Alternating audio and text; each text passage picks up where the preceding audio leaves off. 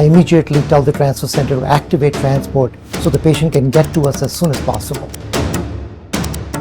We're dispatched, and at that point in time is of the essence. Everyone is all hands on deck. For a serious patient, they'll often send a helicopter to get there.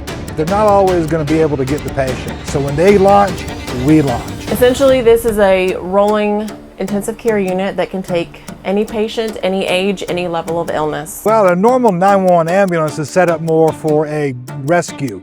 We're set up more for a treatment.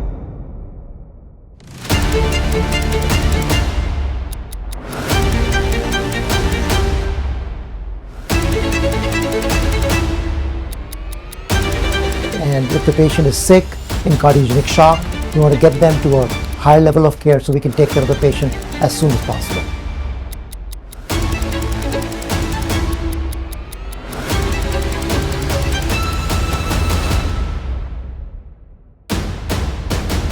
Cardiogenic shock's a perfect example. There's so many devices out there, there's so many different medications that can help improve these patients' outcomes, but they're just not everywhere.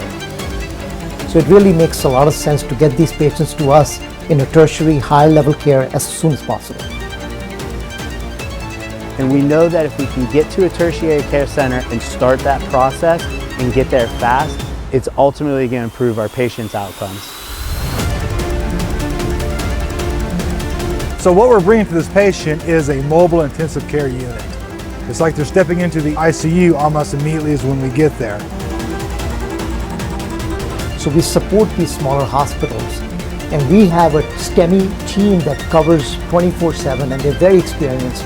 And once the patient gets there, we follow a protocol, and we have all the equipment and the devices to help these patients get better. And no matter what the weather conditions are, somebody's going to be en route to that patient to provide that critical care that patient requires now. Clear pad, ambulance, no pedestrians, no other vehicles.